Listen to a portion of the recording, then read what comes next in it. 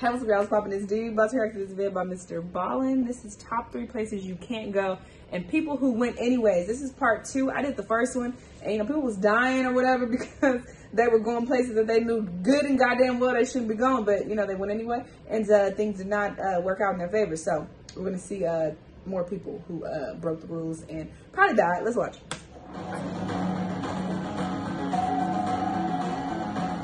In October, I want to do one scary video a day. I'm talking about that. I think I'm going to do it on my second channel, so go subscribe, link down in the description. In the early 1990s, a man turns on his camera, flips on his light, and starts filming. As the viewer, all we can tell is that he's in this gray hallway. It's very unclear where he is. It does appear to be something that might be underground because everything seems to be concrete. As he's filming, he begins walking down this narrow corridor where there's nothing on the walls or on the ground or anywhere to give away where he is. And so for the first 40 seconds of him just walking down this kind of meandering hallway, it's very uneventful. Then at some point, he aims his camera at what looks like an arrow that's been spray painted on the wall.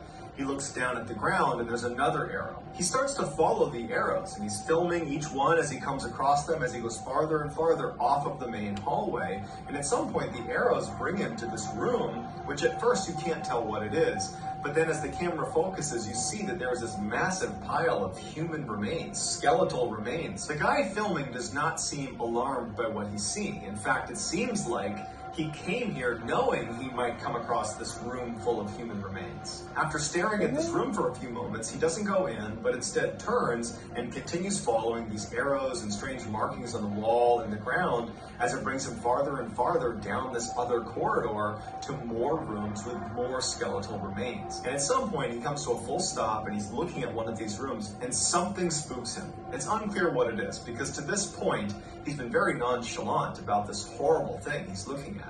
It didn't seem to faze him at all, but something did spook him because he's standing there and then all of a sudden he starts sprinting down the hall. Now, it's clear at this point in the video that he is alone down here, or at least he thinks he's alone down here. But he's running as if someone's chasing him. And he just takes off down this hall. The camera's now dropped to his side. He's not even trying to film what's in front of him. You hear his breathing and it's very panicked. And at some point he kind of trips and drops his camera and the camera comes to rest in this puddle looking right up against the wall. So you don't have a clear view of where this guy is or what's going on. And all you hear is his panicked breathing and his rapid footsteps as he continues to run down the hallway and eventually just disappears and it's totally silent. And at some point the camera runs out of batteries and it turns off. 10 years later, a group of urban explorers would find this man's camera where he had dropped it 10 years earlier in one of the scariest places on Earth. Hundreds of feet below the streets of Paris, France, lies one of the world's largest mass graves. It's known as the Paris Catacombs, and it's about 200 miles of intricate passageways that loop all over the city of Paris, where over 6 million people have been buried. The reason all these people were buried down there is because by the 17th century in Paris, the cemeteries in the city were overflowing, and so the decision was made to move their bodies down underneath the streets of Paris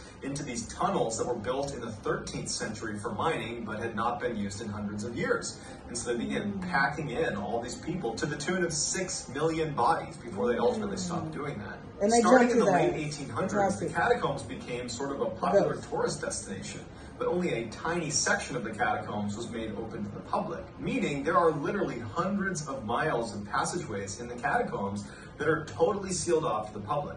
No one goes in there, even though many people believe in these forbidden sections of the catacombs, there are entrances to additional levels of the catacombs, that there could be as much as 400 miles of passageways in the catacombs just waiting to be explored, but no one's allowed to go in there. At least not legally. There's an entire community of people that are sneaking into the forbidden section of the catacombs by going through sewer drains and getting onto train tracks and sneaking into these little cracks in the side of the walls. I mean, it's incredibly dangerous. It involves wriggling your way into these 13th century tunnels that are unmapped, pitch black, and no one knows you're there.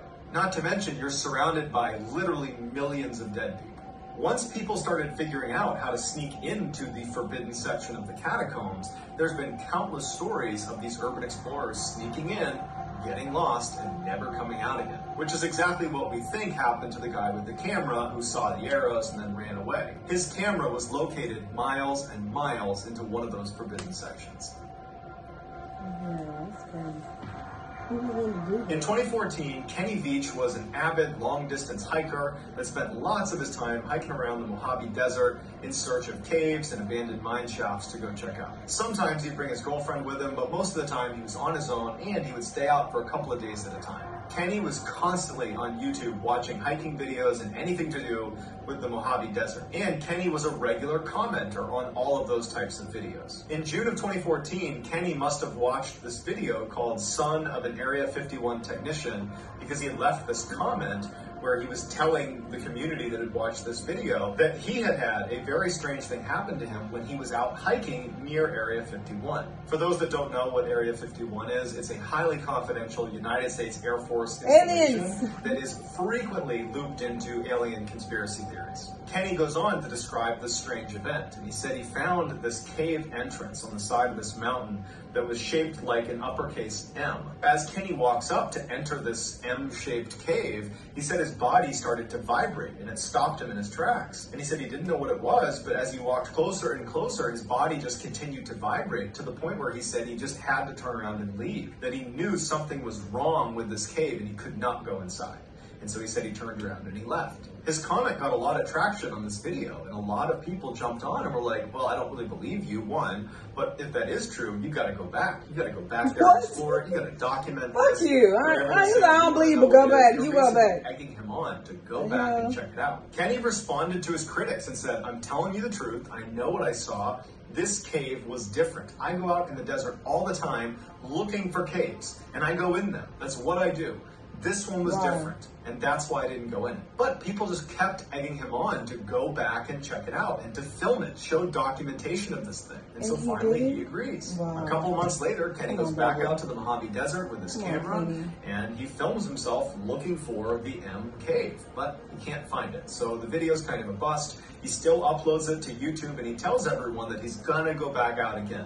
He knows where it is, he's fairly confident that he can get to it again, but he just needs to go out a third time to go look for it. Over the course of the next month, in the comment section of that video, people are encouraging Kenny and saying, go out there, go find it, we're so excited. One commenter was not so encouraging. Their name was Lemmy Killmeister, and they wrote on his video, do not go to M Cave. If you go in, you won't be able to get out again. Kenny wrote back, what do you mean? And Lemmy Killmeister didn't respond and subsequently vanished from YouTube. Kenny brushes this off, and on November 10th, 2014, he heads back out once again to try to find M Cave.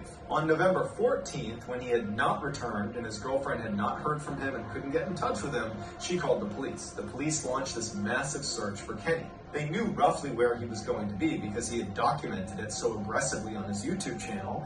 And so they searched in that area, and after about a week, they find his cell phone, and it was laying outside of an abandoned mine shaft. Now, immediately, searchers think, well, he must have fallen into this mine shaft that was almost a vertical mine shaft. He must have fallen in there to his death. So they get a camera and they feed it down into this mine shaft, and there's no one in there. And very clearly, no one had been down this mine shaft in a very long time. Certainly not Kenny. There were no tracks around where his phone was located, so no animal tracks or people tracks. And the phone didn't have blood on it or scratches on it. It was just sitting there with no new information. Beyond the cell phone, they had nothing else to go on, and eventually the search was terminated. Kenny never turned up. He was just gone after that. While it's pretty easy for people to chalk up this whole M Cave thing as total nonsense and that they believe all that happened is Kenny went out into the wilderness of the Mojave Desert and ultimately got lost and died, and that's fair, I do want to offer up one thing about his description of being near the cave, that first time he saw it. He described his body vibrating to the point where he couldn't go any further and he had to turn around and leave. The United States military uses these things called access denial systems around their highly classified installations. Anywhere where you cannot risk someone getting in, like a fence isn't good enough, they use these machines that fire beams at people that get too close. They're non-lethal, but it's like being thrust inside of a microwave. You feel hot and really uncomfortable, and you turn around and you get the heck out of there. The fact that Kenny was right near Area 51, a highly confidential area, regardless of alien conspiracy, the government killed him. Highly confidential base, and he's discovering this strange cave entrance that doesn't look like other cave entrances, and he's walking up to it, describing basically what it feels like to be hit with an access denial system. It makes you wonder, Did he discover some secret entrance to some secret base? Or is this a bunch of crap and he just got lost in the desert and died? We don't know. But what we do know is that his search for M Cave probably ended his life. And that's why you should never go looking for M Cave. And never listen to comments. That's what I took from that story. As the sun began to set on August 18, 2010, Ben McDaniel, who was 30 years old, walked to the end of the pier, put on all of his diving equipment, and jumped in the water. He slowly descended 115 feet and came to a stop right in front of a very famous underwater sign. The sign very clearly tells anybody who sees it, do not go any farther unless you are absolutely certain this is the right thing for you to be doing. If you go farther, you're probably going to die, like the 300 other people that have died doing this particular activity. He swam right past that sign and went 300 feet to the very famous underwater locked gate. Now, the only people that have keys to this are extremely experienced divers, and even they don't typically go into this area because it's so dangerous. Ben was not one of the very experienced divers that was given a key, but he still desperately wanted to get to the other side of the gate. So he's sitting there yanking on the gate, and he's getting himself kind of pushed inside halfway through the gate. He can't quite get it open. And another diver saw him doing this and was actually concerned that Ben was going to get trapped on the gate itself and would just drown on the gate. And so this diver comes over and uses his key, and maybe against his better judgment opened it, thinking that that was better than him getting stuck on the gate. Ben turns to look at him, gives him a nod, thank you, and he, on his own, swims into one of, if not the single most dangerous underwater caves in the whole world. It's called Vortex Spring Cave. From the locked gate, this cave extends another 1,600 feet and goes down to a depth of 310 feet. The majority of this section of the cave is mapped, but there are sections that are not fully explored because they're so narrow, where you have to literally take off your gear, wriggle through a hole, pull your gear through and put it back on. All the while you're barely holding onto your mouthpiece. And so really the full extent of this section of the cave is not known. While we don't know exactly what Ben did when he went through that gate and entered into this extremely dangerous cave, we do know that he didn't come out again. And after a couple of days and no one had seen him, they launched this massive search for him, and they combed as much as they could inside of that cave, but there were sections that they were just not prepared to go search. And so he was never recovered. All they ever found were 2 of Ben's dive bottles. As a total side note, when I was reading about the Vortex Spring Cave, it reminded me of some of the things that we did when I was in the Navy SEAL teams. And one of my least favorite things to do is when we would be swimming in and around ships. We would go under barges. And so a barge has a flat bottom. And sometimes they sit really close to the bottom of the ocean, but there's a little space under there where you can maneuver. And so we would go underneath these barges where there was only a few feet of clearance, and it's totally pitch black. And you're swimming in just total blackness where you're so claustrophobic.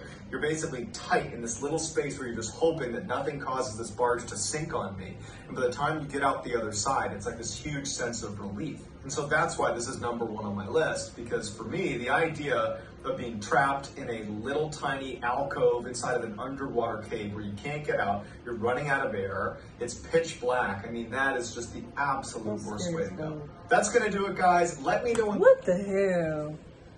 Ain't no way these people care about life. You know, RIP, I don't want to make assumptions, but I just don't understand anybody in their right mind who would do any of these things. Why? Just why? And then why would you listen to people in the comments? That is a huge mistake, and it can, clearly get you killed. So that's the moral of the story that I got from that situation. But yeah, this was crazy. This was definitely crazy. I would never. But yeah, I definitely want to do a scary type video, something like this. But even scarier shit, jump scares and things like that, horror stories, once a day on my second channel. So y'all go subscribe. Link is down in the description. My second channel, D Reactions. I'll be doing that for all of the month of October. But anyway, let me know what y'all thought, though. Let me know what other videos you want to watch, and I'll see y'all the next time. Bye!